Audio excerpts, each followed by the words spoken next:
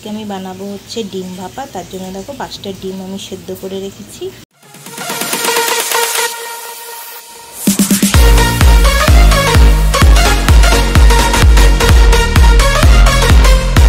বন্ধুরা আমি ডিমগুলোকে একটা ছুরির সাহায্যে একটু কাট লাগিয়ে নিয়েছি। দেখো সব ডিমের মধ্যে দেখতে পাচ্ছ একটু কাট লাগানো রয়েছে।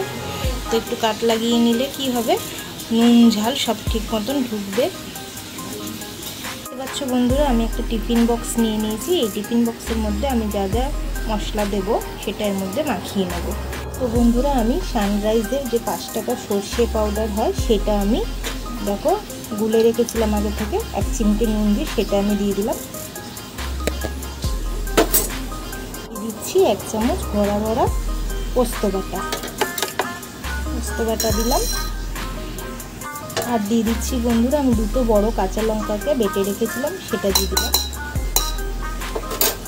আর দিয়ে দিচ্ছি 3 চামচ আমি টক দই, দেখো ভালো করে ফেটিয়ে রেখেছি আগে থেকে, সেটা আমি দিয়ে দেবো এর মধ্যে।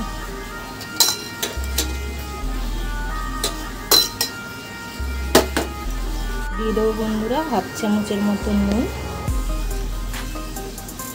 আর খুব সামান্য হলুদ গুঁড়ো। এখানে আমি এই দেখো এই ছোট্ট চামচটার আমি 2 চামচেরও কম হলুদ গুঁড়ো দিলাম। এটা আবার আমি ভালো করে সব মশলাগুলো মিক্সড করে নেব।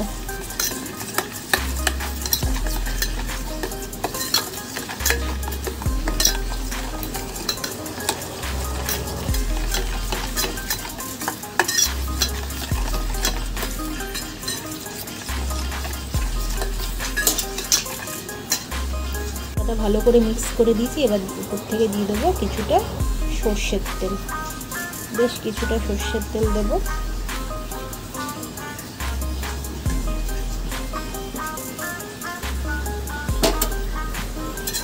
ভালো করে মিক্স করে দেবো।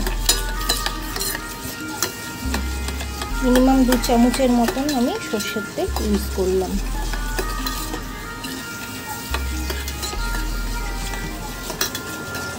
যারা সর্ষের তেল অতটা খেতে পছন্দ করো না তারা কম দিতে পারো, অসুবিধা নেই।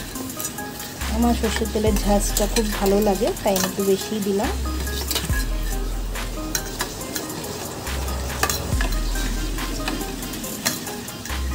একটা জিনিস দেবো বন্ধুরা সেটা ভুলে গেছি, সেটা হচ্ছে একটু সামান্য চিনির দানা দেবো যাতে নুন মিষ্টিটা ভালো ব্যালেন্স হয়, খেতেও ভালো লাগবে। তোমরা চাইলে নাও দিতে পারো চিনিটা। তো এবার আমি এর মধ্যে ডিমগুলো দিয়ে দিচ্ছি।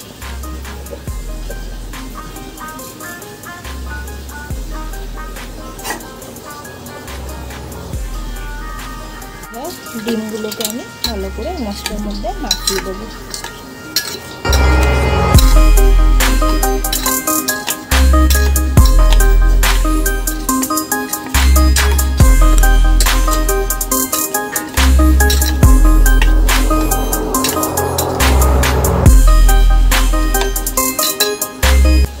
দিয়ে দেবো বন্ধুরা উপর দিয়ে আমি 4টে চেরা কাঁচা লঙ্কা দিয়ে দিচ্ছি। এটা দিলে আরও স্বাদটা ভালো আসবে কাঁচা লঙ্কাতে। এবার হয়ে গেছে। আমার টিফিন ক্যারির বক্সটা আমি বন্ধ করে দিলাম।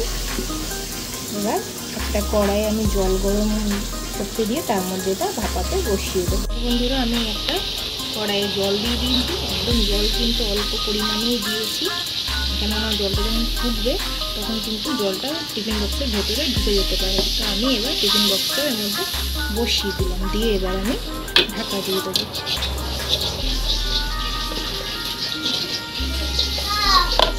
বন্ধুরা আমি ঢাকাও দিয়ে দিলাম। এবার এটা হতে থাক, তারপর আমি প্রায় 15 মিনিট পর আমি ফিরে আসছি। আমি একটা কড়াইয়ে জল দিয়ে একদম জল নিচে দিয়েছি, দিয়ে আমি টিফিন বক্সটা বসিয়ে ঢাকা দিয়ে দিয়েছি। এবার ফুটে উঠেছে। তো 15 মিনিট পর আমি ফিরে আসছি। পুরো 15 মিনিট হয়ে গেছে, আমি ফিরে এসেছি।